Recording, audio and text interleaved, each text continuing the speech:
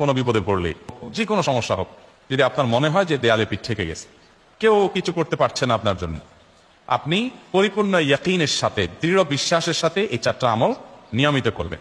ইনশাআল্লাহ গুলি মিস হতে পারে, আপনার দোয়া মিস হবে না।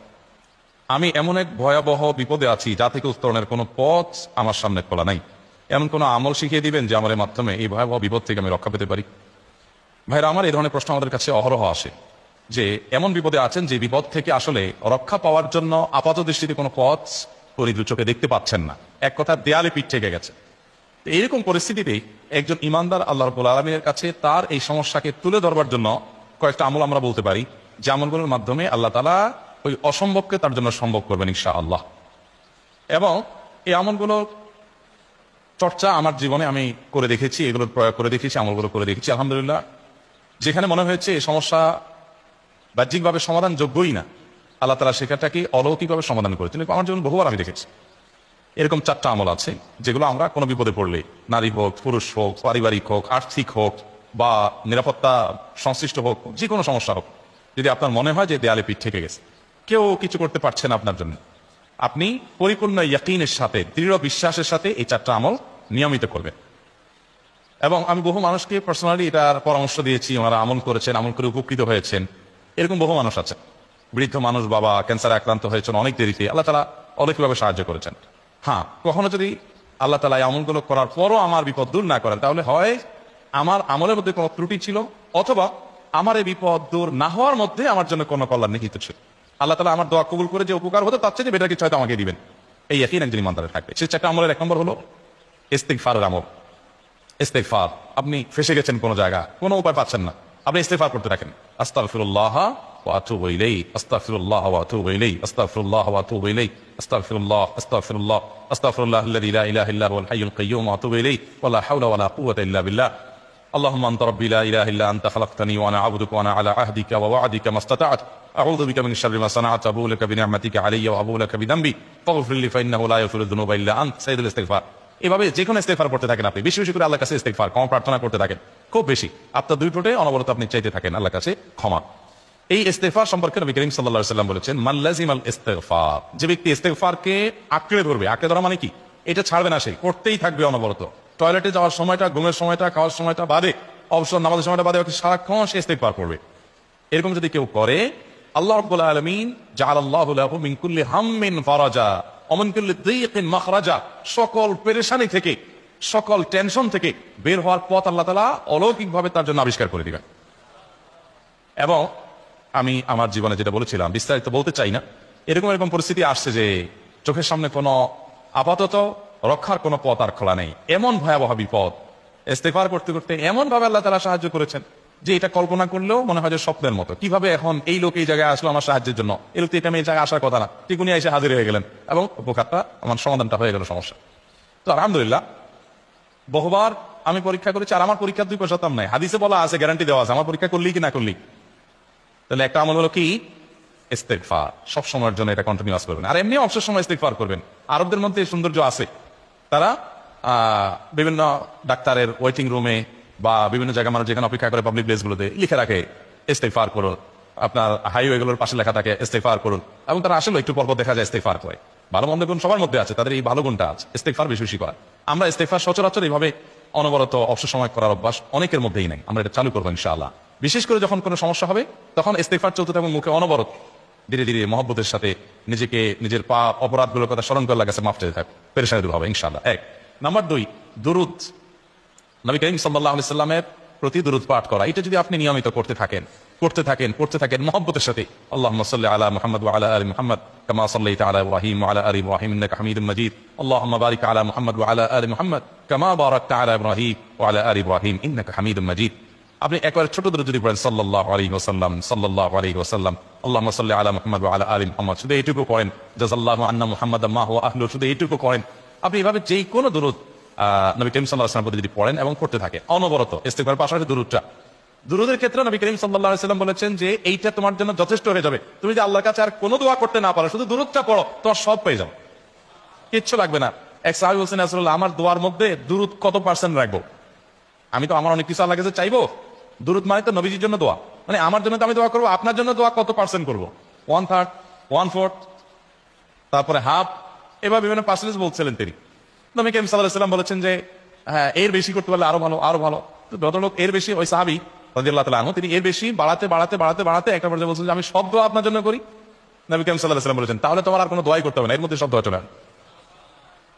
কারণ আপনি যদি বলেন আল্লাহ আপনার নবীর প্রতি আপনি রহমত নাজিল করেন, আপনার নবীর প্রতি আপনি শান্তি নাজিল করেন, আপনি যেটা দোয়া করেন, তো আল্লাহকে আল্লাহর নবীর প্রতি আপনি রহমত নাজিল করতে বললে আল্লাহ তাআলা আপনার প্রতি রহমত নাজিল করবেন কি করবেন?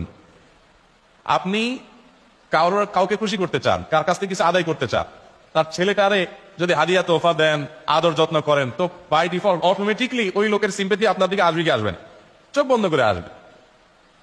তো আল্লাহর নবীর জন্য যখন আপনি দোয়া করবেন তখন আল্লাহ তাআলা আপনার মধ্যে রহমত নাজিল করবেন, এটা নবী সাল্লাল্লাহু আলাইহি ওয়াসাল্লামের ওয়াদা। যে কোনো পেরেশানি, তিনি আরো বলেছেন যদি কেউ দুরূদের আমল করে নিয়মিত, আল্লাহ রাব্বুল আলামিন তার সকল পেরেশানির জন্য যথেষ্ট করে দিবেন এই আমলটাকে, সবগুলো দূর করার জন্য যথেষ্ট হয়ে যাবে। এই দুরূদের আমলটা আমি দেখেছি সুবহানাল্লাহ গুলির মতো কাজ করে। আজকের ঘটনা, এক ভদ্রলোক সকালে একটা টেলিভিশন চ্যানেল, বেসরকারি চ্যানেলে প্রোগ্রাম শেষ করে নামছিলাম লিফটে, তো উপস্থাপক উনি বলছিলেন যে ভাই মানে দুরূদের আমল করে আমি কিছুদিন আগে একটা ইয়াতে মানে এমন একটা অবস্থা যে এইটা থেকে বের হওয়ার কোনো পথ আর নাই, শুরু করলাম দরুদ অনবরত, এরপরে আল্লাহ তাআলা আমাকে এমন ভাবে উদ্ধার করলেন আমি কল্পনা করতে পারি। আলহামদুলিল্লাহ এই আমলগুলো করে অনেক ভাইরা আমাকে অভিজ্ঞতা জানাইছে, আলহামদুলিল্লাহ তাদের অভিজ্ঞতা হলো শিক্ষা। ওই যে বললাম কখনো যদি আল্লাহ তাআলা আপনার দোয়া কবুল না করে তাহলে হয় আমার ত্রুটি আছে, আর না হলে আমার জন্য আল্লাহ তাআলা এর চেয়ে বেটার কিছু রেখেছেন, আমি সেই ইয়াকিন রাখবো ইনশাআল্লাহ। আর এই দোয়াতে সমাধান হবেই হবে, সে বিশ্বাস থাকতে হবে।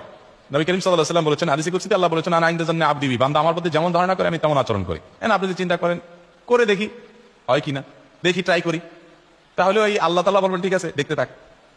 আপনি যদি ইয়াকিন করেন যে না নবী করিম সাল্লাল্লাহু আলাইহি ওয়াসাল্লাম যে বলেছেন অতএব সেটা হবেই, আর আল্লাহ রাব্বুল আলামিনের কাছে আমি ওইভাবেই চাবো যে আল্লাহ দিবেনই, আমি নিয়েই ছাড়বো, ইনশাআল্লাহ গুলি মিস হতে পারে, আপনার দোয়া মিস হবে না। ওই ইয়াকিন, ওই ঈমান আমার মধ্যে আনতে হবে, চেষ্টা করবো তো ইনশাআল্লাহ। তাহলে দুইটা আমল হলো ইস্তিগফার আর দুরূদ। 3 নম্বর আরেকটা আমল হলো দোয়া ইউনুস। দোয়া ইউনুস, লা ইলাহা ইল্লা আনত সুবহানাক ইন্নী কুনতু মিনাজ জালিমিন। বেশি বেশি পড়তে থাকবেন, যখন বিপদে পড়বেন ইস্তিগফার আর দুরূদ পড়বেন সবচেয়ে বেশি, আর মাঝে মধ্যে দোয়া ইউনুস, লা ইলাহা ইল্লা আনত সুবহানাকা ইন্নী কুনতু মিনাজ জালিমিন। আল্লাহ সুবহানাহু ওয়া তাআলা কোরআনে কারীমে এই দোয়ার পরে বলেছেন ওয়া কাযালিকা নুনজিল মুমিনিন।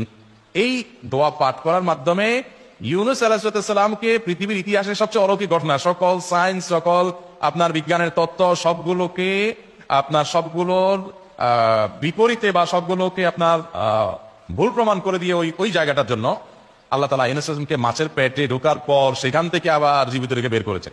অক্সিজেন অভাবে সেখানে এমনি মারা যাওয়ার কথা, আরো নানা কারণে মারা যাওয়ার কথা, তাই না? কিন্তু আল্লাহ তাআলা তাকে রক্ষা করেছেন, কারণ এই বিপদে পড়ার পর থেকে এটা পড়তেছিলেন, লা ইলাহা ইল্লা আনতা সুবহানাকা ইন্নী কুনতু মিনাজ জালিমিন। তো আল্লাহ তাআলা কোরআনে বলেছেন এটা ইউনুস, তার নবী ইউনুস আলাইহিস সালামকে আল্লাহ তাআলা এটার মাধ্যমে রক্ষা করেছেন, সেটা তার জন্য খাস না, এটা তার জন্য স্পেশাল না, বরং আল্লাহ বলেছেন ওয়া কাযালিকা নুনজিল মুমিনিন, এটা দিয়ে আমি তাকে রক্ষা করেছি, একইভাবে ঈমানদারদেরকেও এটার মাধ্যমে রক্ষা করব। এটা বড় অস্ত্র পেয়ে গেলাম, দোয়া ইউনুস বেশি বেশি করবো ইনশাআল্লাহ, লা ইলাহা ইল্লা আনতা সুবহানাকা ইন্নী। আমার দেশে আবার দেখা যায় বিপদ হয়ে গেলে তখন হুজুর মানা করে যে ভাই আপনারা সবাই মিলে এটা 1 লাখ বার পড়ে দেন, 100 লাখ বার পড়ে দেন, টাকা দিমো আপনারা পড়ে দেন। আপনারটা আপনি পড়বেন ভাই, হুজুরদের কাছে দোয়া চান সমস্যা নাই, আর হুজুরদেরকে হাতায়া টাকা দিবেন করে, এমনি টাকা দিবেন না দিয়া, আর এই দোয়া নিজে নিজে করতে থাকবেন।